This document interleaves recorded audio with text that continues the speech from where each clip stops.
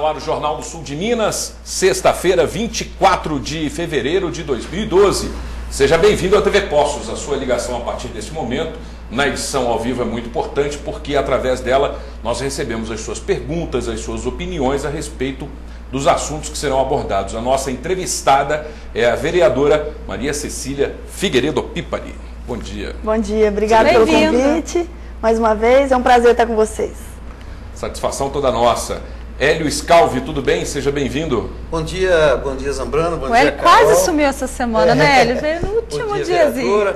Bom dia aos amigos de Poços. Final de semana muda o horário, termina o Vamos horário falar, verão. domingo. Beleza, hoje de manhã, 7 horas da manhã, parecia de madrugada, Tava né? Tava escuro, né? Tava Então escuro. tá na hora mesmo de mudar.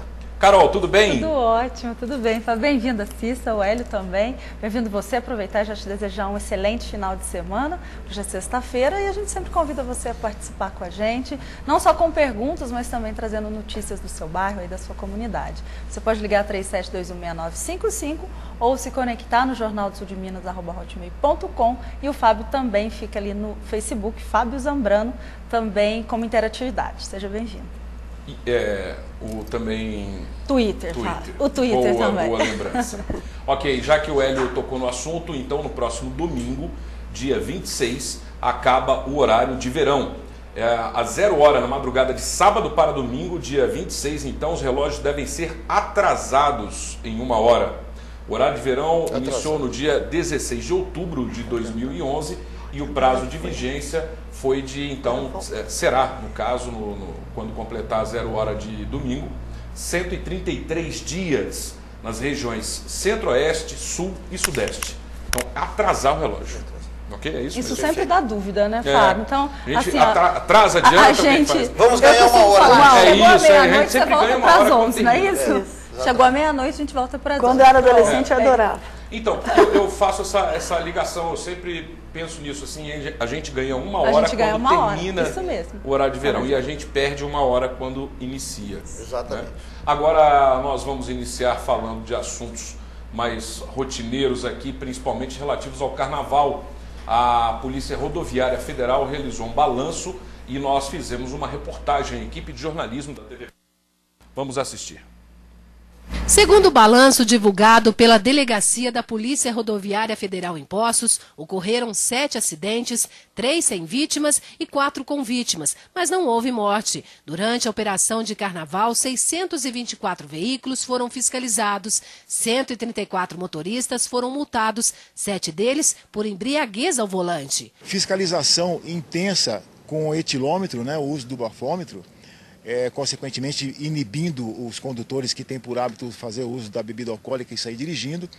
E também a nossa campanha educativa com a distribuição dos cartões postais, que já estão ficando famosos, né? E consequentemente fazendo com que os usuários ou familiares de usuários façam parte da nossa campanha, sendo uns coadjuvantes, ajudando a disseminar essa conscientização em relação ao comportamento inadequado do condutor, para, consequentemente, evitar a ocorrência de acidentes com vítimas ou sem vítimas. Em Poços, todo o efetivo da PRF trabalhou no período de carnaval para o atendimento nas 11 cidades da região. Este é o 2º ano consecutivo que não há registro de mortes neste período do ano. O acidente mais grave registrado pela Polícia Rodoviária Federal foi na BR-146, entre Bandeira do Sul e Poços de Caldas. O acidente envolveu um automóvel e um caminhão, deixou 6 vítimas leves e uma grave. A população tem se conscientizado, a polícia tem fiscalizado, então tem sido um ponto muito positivo para nós. Agora vamos tentar aí para os próximos anos diminuir o número de acidentes com vítimas e depois tentando chegar ao 0 do nível de acidentes e chegar a 0 o número de vítimas.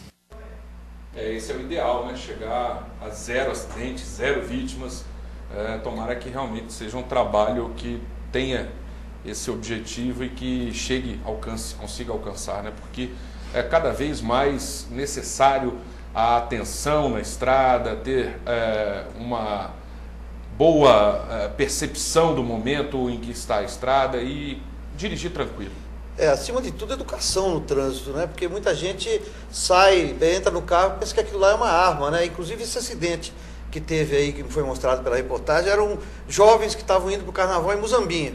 Verdade. E eles, ainda bem que não houve nenhuma morte, né? Mas foi feio o acidente, um acidente impactante se olhar assim, né? Então, a gente pensa mesmo que só a educação no trânsito é que vai resolver esse problema, né? As pessoas não usarem o carro como uma arma, né? Como uma maneira de se sobressair em relação aos outros, né?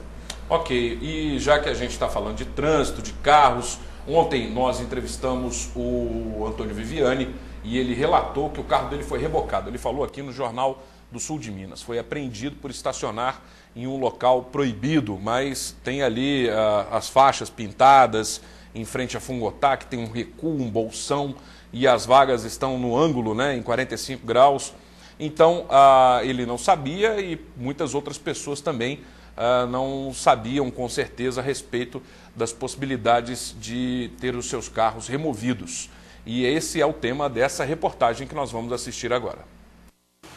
Antônio veio de São Paulo passar o carnaval com a família em Poços. Para festejar no centro da cidade, ele parou o veículo nesta vaga em frente a uma instituição.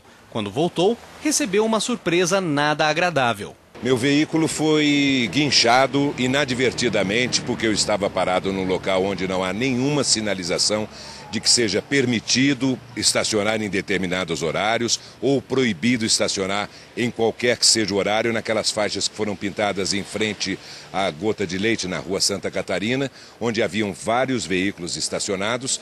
Eu fui um dos que foram guinchados, não foi só o meu veículo. Com o veículo retido, ele passou o feriado sem o automóvel e os pertences que estavam dentro dele. A situação piorou na hora de retirar o carro, que foi apresentado com vários problemas. O para-choque está danificado, já fiz 2 orçamentos, um ficou em 200, o outro R$250. Nesse momento meu veículo está numa oficina, porque o mecânico detectou que as luzes do freio de mão e do ABS não se apagam mais, mesmo com o veículo ligado, porque foram soltos os caninhos do fluido de freio, para que eles tivessem uma maior facilidade de puxar o veículo, que é automático e estava no parking, ou seja, poderiam até ter arrebentado o câmbio do meu veículo. Me sinto violentado, vilipendiado e revoltado com essa situação, porque ninguém sabe explicar o porquê que foi multado. O estacionamento de 45 graus feito em frente à Fundação Gota de Leite possui várias irregularidades. Para verificar os problemas, levamos ao local o capitão da Polícia Militar, Luiz Fernando. Em relação à demarcação de locais para estacionamento ou embarque ou desembarque de alunos, ele é feito regulamentado pelo Demutran. Em relação a esse local, eu entendo, né, que o Demutran precisa, né, dar uma analisada melhor, porque existem algumas vagas que estão, vamos pôr assim, incoerentes. Existem vagas na faixa de pedestre, né, isso não pode acontecer. Então eu vou estar conversando com o Lúcio, é uma situação nova que foi me repassada hoje, né? Então a gente vai estar procurando verificar a melhor solução para o caso. Embora, né, a Polícia Militar só realize a fiscalização, nós vamos estar sugerindo isso ao Demutran porque isso é de competência do órgão municipal. Parece aí que houve um rebaixamento da guia da calçada de forma irregular. Então, para a gente fiscalizar aqui, primeiramente a gente vai ter que verificar com a Prefeitura se foi autorizado ou não o rebaixamento. Caso contrário, não seja autorizado aí, a gente vai fazer um BOS para ver que a Prefeitura faz o levantamento da guia da calçada, para a gente posteriormente fazer a fiscalização de forma mais efetiva.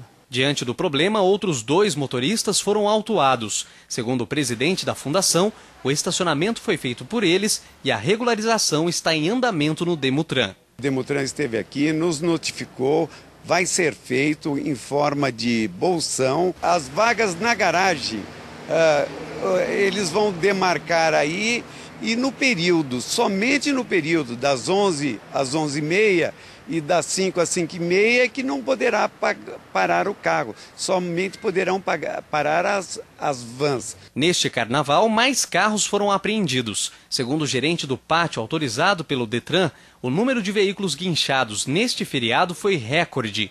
Em 5 dias, foram quase 60 automóveis. Os motivos são variados: bebida alcoólica, falta de documentação, estacionamento irregular e demais contravenções contra o trânsito, né? Em janeiro deste ano, o pátio de Poços de Caldas, autorizado pelo Detran, possuía cerca de 490 veículos apreendidos. Hoje, depois do carnaval, esse número saltou para 575. O veículo pode ir a leilão depois de 90 dias da apreensão.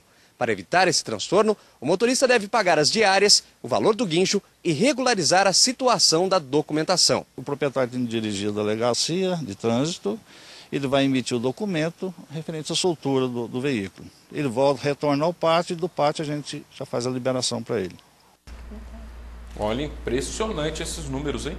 Fiquei impressionado agora, porque uma quantidade agora com essa nova lei, com esse dispositivo que permite que o veículo seja leiloado em 90 dias, ou seja, uma pessoa que tem o carro, parou em um lugar desavisadamente ou cometeu alguma infração, teve o carro apreendido, por exemplo, se estiver com o IPVA atrasado, alguma coisa, se estiver sem condição de pagar, pronto. O Fábio, é lamentável, né? Se você for analisar essa reportagem aí, o Viviano tem toda a razão. Primeiro porque ele parou no lugar onde estava demarcado, sem nenhuma sinalização. Se o Demutran não fez o serviço, deveria ter proibido, então, que alguém fizesse. Porque se todo mundo que tiver um estabelecimento, um hotel, um estabelecimento comercial, começar a pintar a faixa amarela na porta do seu estabelecimento, não vai sobrar lugar para pedestre, para o motorista estacionar seu carro.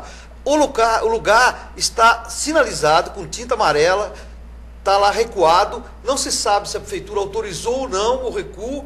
Quer dizer, o turista vem, uma pessoa como o Viviane, que divulga Poços de Caldas, o filho de Poços de Caldas, que é uma pessoa conhecidíssima no Brasil todo, de repente tem o seu carro aí guinchado, fica lá o carnaval todo sem poder mexer. É lamentável, essa situação é no mínimo ridícula para uma cidade do Porto de Poços de Caldas. O Demutran precisa acordar, saber o que está acontecendo e definir aquela situação da faixa. Inclusive já foi comentado aqui no programa, logo que começou a ser feito o trabalho, um telespectador enviou uma nota para nós dizendo que isso estava acontecendo. Enviou uma foto de um prédio de frente. Exatamente, ali. Então se isso foi feito sem permissão do Detran, está faltando um pouquinho mais de competência para saber analisar a situação e resolver. Vamos aproveitar então e saber das manchetes do jornal. Essa é a manchete aqui do Jornal da Mantiqueira. São mais de 500 veículos apreendidos que lotam o pátio.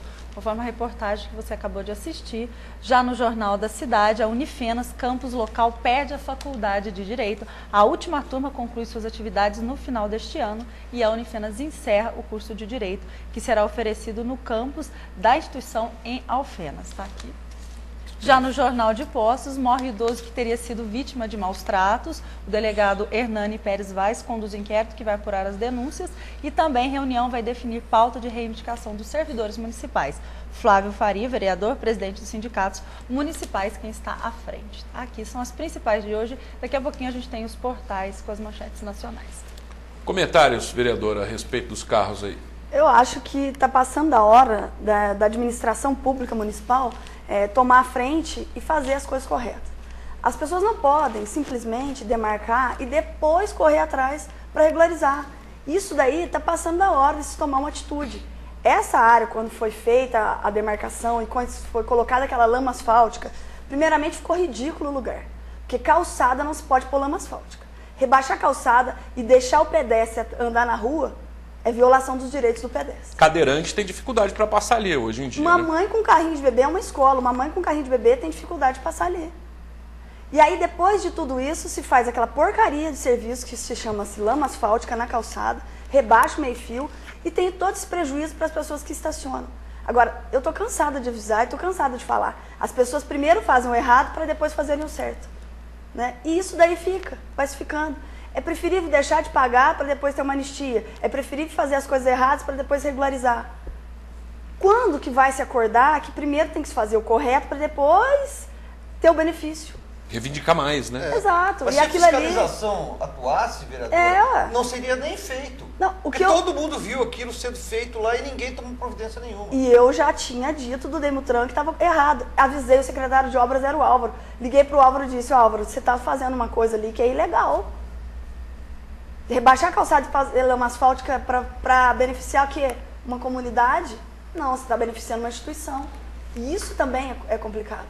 Outra questão, que a gente está cansado de falar, e ontem foi motivo de um requerimento, concessionárias, revendas de automóveis, estacionamentos parados em vagas de zona azul, ocupando o dia todo. Exatamente. Os comerciantes, a população em geral, cansaram de me reclamar. Foi um motivo de um requerimento, porque ninguém toma atitude. Precisa ter uma fiscalização mais rigorosa. Aqui na Avenida João Pinheiro nós já falamos a respeito disso também. Inclusive, algumas vezes, como disse a Carol, porque acontece de parar caminhão cegonha na pista. São 3 pistas de rolamento. Aqui 3 faixas, né, melhor dizendo. Uma pista com 3 faixas de rolamento aqui na Avenida João Pinheiro, na altura da TV Poço. De vez em quando a gente vê um caminhão cegonha parado, enfim, carros amontoados em cima da calçada, a gente quer passar. Não tem como passar. Não tem como. Mas voltando ao assunto do João Pinheiro, isso também foi feito de uma maneira ilegal, irregular, essas 3 pistas. Não se foi planejado, não se foi pensado. E não é de hoje que nós estamos falando.